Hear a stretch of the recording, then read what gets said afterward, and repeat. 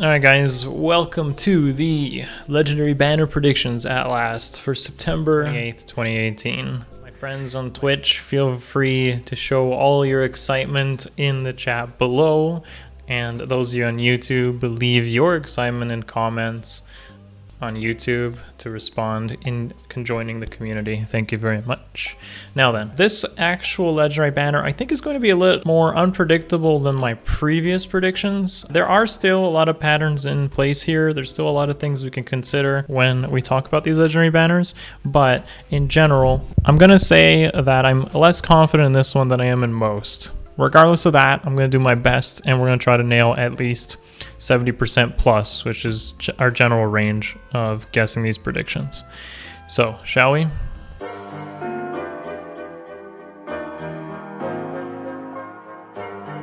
Okay, so the biggest thing that changed between the August banner and the September banner is the August banner has officially broken the 2 females, 2 males rule. That's a big thing.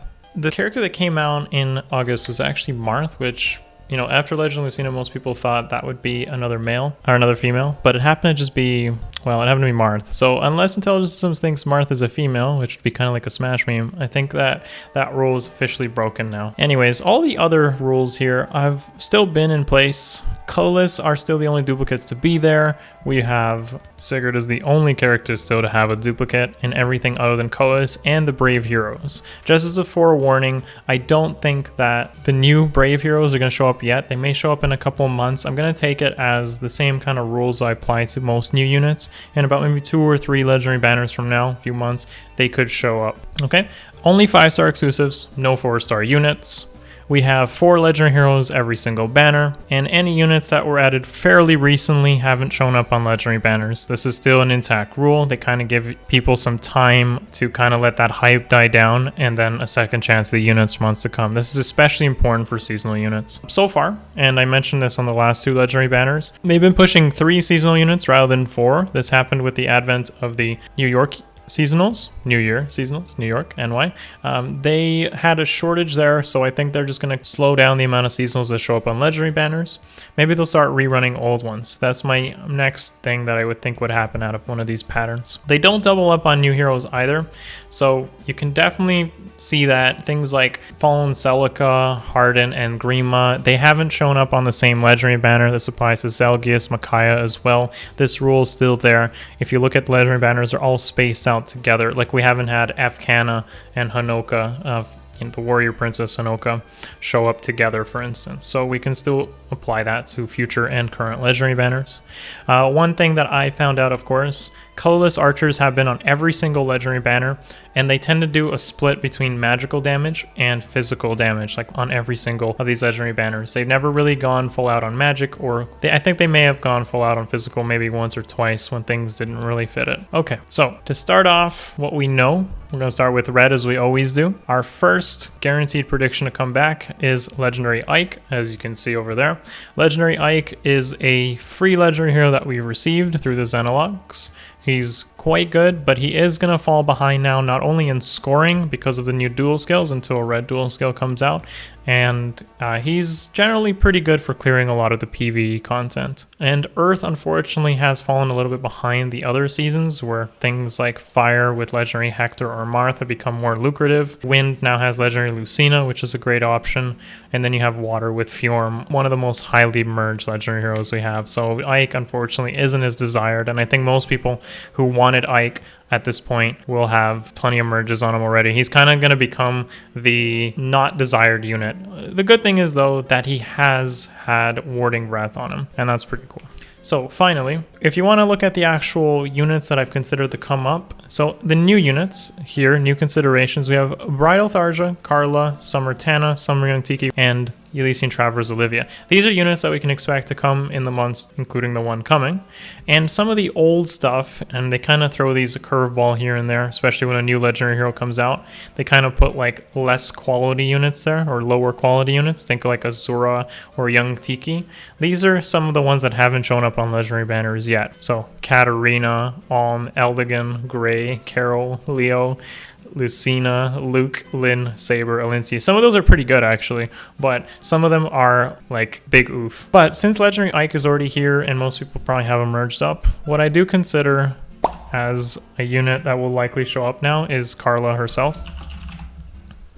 So Karla, in contrast to Nephany, comes with Wrath, and that's great. Yeah, she's a great unit, and we haven't had Flying Nino show up, but that would be the contrast in green. So I don't think Flying Nino will come here. If you look at some of the rules earlier, Karla, it's about time Karla shows up, especially with the spring units finishing up and the bridal units coming up. Great unit to pick up, tons of good fodder. She's got that speed wave skill as well, and of course Wrath. Wrath is the big one there.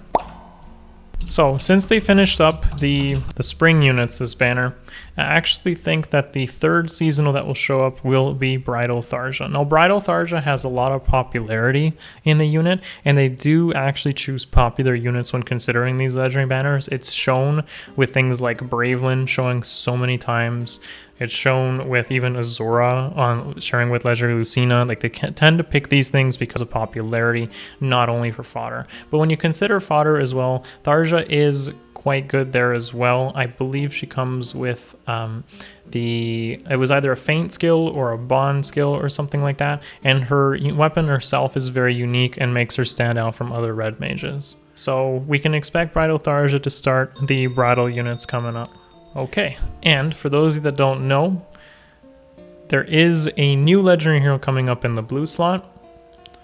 When we consider legendary heroes, we also consider that they may not put the highest quality things in terms of fodder or units, maybe the old 5-star exclusives there, right? So let's look at those first. We have Delthea, Ephraim, Hinoka, Lynn, Ninian, Olin, and Tana, who haven't shown up on a legendary banner yet as some of the old 5-star exclusives, and some of the new ones are Escatria, Bridal Ninian, Escordelia, Escamilla, and Sumia. So we're going to obviously fill out the spring units. They'll complete this banner, and that means that Escatria definitely will show up here. But among that, what I likely think that today's or this month's legendary hero will be is Corrin. And the reason I'm going to say this time is because there has been correlation, a decent amount, maybe like 70 to 80% of the time, where if a banner shows up on that month, a legendary hero also comes that is from that game. Now, if you actually look at September, early in September, we had a Genealogy banner. That was FE4. But we also had the Fates Conquest banner. And there's still one banner to come as of the recording of this video. I may not see what that is, but if that ends up being another Fates banner, then my prediction on Corrin is even more confident in that case. Now, it is Earth. It is Earth legendary. That's what we can confirm to know, and it is blue. So besides Corrin, if they break that pattern, some of the other ones I think could happen along with Corrin are going to be Celica, as I mentioned before, especially with the Light Tome, Micaiah, and even an FE4 legendary like Seliph or Sigurd. Those are all things that are very likely to happen here, but if we're going to stick to the fact that we've had those Fates banner happen this month, I think that out of popularity, they'll probably choose Corrin, especially something like Female Corrin, which may end up being a blue dragon, which we don't have of. Like, can you imagine like a blue flying Corrin dragon, even though she was on the ground and water spitting and stuff? But, you know, Ryoma never rode a chicken in his game either, and the water blessing never really fit him either, from my opinion, unless we're talking about lobster memes or something. So, yeah. As I mentioned before, Spring Catria and Hinoka. These are what I think are going to have to share with a new legendary hero, and this is just my educated guess. The reason I choose these two is because Escatria now comes with Chill Res, which it's not as in demand because Ophelia comes with Chill Res, and Hinoka herself has been in the permanent pool and in the game a very long time, but again, she's quite a popular character because she's a Fates Royal. So these two will kind of even out the new legendary hero coming out and will kind of, you know, not make it as lucrative as, let's say, something like Lecter, Legendary Hector, and maybe Myrrh and Bike was a couple months ago. That was kind of like a freak accident. I don't know what they were going for there, but maybe they were experimenting and pushing sales. But then they went back, you know, if you think about Ryoma, Young Tiki, Sigurd and such. Like Sigurd's a popular character, Tiki's a popular character, Azura was popular with Legend of Lucina. So that's what they tend to choose with these characters. They tend to put those popular ones here. If it wasn't Hanoka, I would honestly think the secondary choice for this would actually be Ephraim. If it wasn't one of those two. Not because of their fodder, but strictly due to their popularity. Moving down to green, and this is a little bit more predictable than the other colors have been. So we know Legendary Hector is finally coming back this month, and I'm very much looking forward to that. I have to pull him on my free-to-play account with almost 800 to 900 orbs now. You guys can look forward to seeing that likely in about a week or 2 weeks when the banner gets released. And of course, my main account also needs 2 more merges to complete the +10 dream there. Hector is one of my favorite characters, so it makes sense to me. And of course, he's one of the best characters you can choose for arena scoring. So if you haven't saved up orbs for Hector, well, tough luck. You really should have. I mean, as I say on all my banner impressions videos, saving orbs for these type of banners is crucial and one of the best decisions you can make. So what do I think comes with Hector? Well, it's a little bit more predictable in this case. The first one that's due is definitely Grima, and they've delayed this guy for so long now that I don't think they can really hold out on delaying him any further. At this point, if he doesn't show up on this banner, I really don't think he'll show up at all. It just doesn't make any more sense, because you would have to skip Grima for something like Thunderhead Olwen. You'd have to maybe start doing Efkana or Flying Nino. He would fall way too behind. Thing with Grima is he's one of the really old but still very, very high selling units, and he also scores really well even with the new dual skills being released. This color would have 2 Vengeful Fighters, which, you know, if you pull for Hector for fodder, you probably wouldn't be foddering for Vengeful Fighter. You'd probably be pulling for Distant Counter. So the way they would look at this is male Grima has Vengeful Fighter, so that's what you would fodder him off for. But no, in all seriousness, he hasn't shown up yet, and I think this is his time. It's not the first time they've had 2 armors show up at once, right? We had Harden and Winter Robin show up on a banner together, so it doesn't surprise me if Grima and Legendary Hector also show up at the same time. Okay, so my turn. There it is. Nobody honestly saw this as a surprise. And this is what really rounds out the green. So people who want to pull for green are obviously going to be disappointed by Spring Sharena here.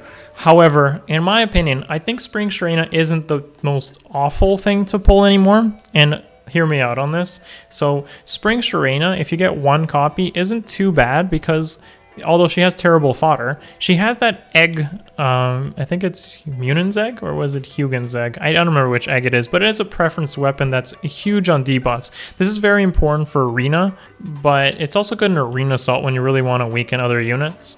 With the new infantry dual skills coming out, a Spring Sharena with high merges becomes one of the best units you can actually have on your team. Putting like chills, ploys, and her preference weapon is like one of the queens of debuffs here. And honestly, if you already have a couple merges on Spring Sharena, maybe from earlier, this is your banner. Along with Lecter and Grima there, it will be amazing for green. Honestly, if I get lots of Spring Sharenas, I probably won't even be upset, because I do like the Asker trio. Most people don't, but I actually do, so I don't think I'd be too upset with this. You know, if I get like 8 Sharenas and 2 Lecters, well, yeah, whatever, man. It's just, it is the game telling me it's a sign that I have to start using Sharena. Maybe it'll be the next Summer Xander. Where is this sea? So, finally, and the most difficult one to consider, is going to be Colorless. So colorless, it's too early to see some of the seasonal units afterwards, and we've already had 3 seasonals show up already, which were Spring Sharena, Spring Catria, and Bridal Tharja. So I don't think they're going to add more than 3 if they're going to keep consistent with the last 2 banners that showed up. So this means that Grima here is confirmed, but I don't think there's going to be a seasonal here, and those are the only things other than Maribel up in July which showed up. So unless they throw us an early Maribel or give us Braveland again, and Veronica, of course, was, you know, a month ago, but again, these are too soon, and I don't think they'll show up. So we're going to choose the ones that haven't been rerun yet, which means Colorless will end up being pretty good this time. Those end up being Takumi and Jafar. And yeah, some of you are probably thinking, Jafar? Why would Jafar be good? I know Takumi is good because of Close Counter, and you'd be right. Okay, so Grima. Most people who have Grima and desired her early on likely have one that's high merged by now. and that means that the other colorless units should be generally pretty good. Now, Takumi has close counter, and that's a very desired skill. It won't be as good if you're going to use it for arena because it conflicts with the dual skill, but generally speaking, for PvE content and such, it'll be great. Jafar, on the other hand, is one of the best arena units, especially if you can plus 10 him, because of the debuffs he provides and the big splash damage he can do as a dagger unit. He's one of the few dagger units that have a preference weapon, the other one being Soth. And his is more focused on chip damage, splash damage, and even hitting mages with no retaliation. Now, we're going to see a lot more mages in the meta with the new dual skills, so that means Jafar's stock just went way up because his preference refine lets him attack into these mages without having to run a water sweep skill. His special refine, just easy, big bombs, big damage, easy. So Jafar, again, a good meta call here, and that kind of rounds out this whole legendary banner. With that being said, a final retake on what we have so far. We have Legendary Ike, Karla, Bridal Tharja, Corrin, just to coincide with the Fates banner that came out, Hinoka, or Ephraim, Spring Katria, Legendary Hector, Male Grima, Spring Shrena, F Grima, Takumi, and Jafar. So this is likely to be one of our best legendary banners coming up. There's a lot of things here that could be broken, and they tend to break a pattern in almost every single legendary banner intelligence systems, but I think I can roughly say with confidence that 70 to 80% of this will likely be right, and you should be saving tons of orbs for it. Consider that we've had CYL's banner just released. Consider that we have 3 banners before this legendary banner even came out. So most people will be orb dry, and they're really going to push the quality of this legendary banner to make, people spend not only their orbs but money as well. So yeah, if you're not ready, start saving now. Don't spend on the banner that comes out tomorrow as of recording this, and yeah, you're gonna have to just prepare for it. All the legendary banners going forward should be really good, and this is no exception here. I'm personally going to be pulling green here, probably pulling colorless. I don't think I'll pull blue. That would be the weak one here, unless the legendary hero is something extraordinary. But yeah, I'm likely to be pulling green and colorless here, and red is kind of like a substitute for when those don't appear. Please let me know what you think of the legendary banner predictions in the comments below. What you think of might show up on this banner as well. Your own predictions, for instance, or what you would pull for from these predictions here. If I may have missed a pattern, or if you've caught something that I haven't, please let me know as well. So thanks. Feel free to check the Discord as well. In the Discord, I will be posting this text there, so you can go find it. And that pretty much covers it. Thanks for watching. Give us one of these thumbs up if you haven't, and subscribe for more of this awesome educational content. Thanks, guys. Thanks for watching. Peace.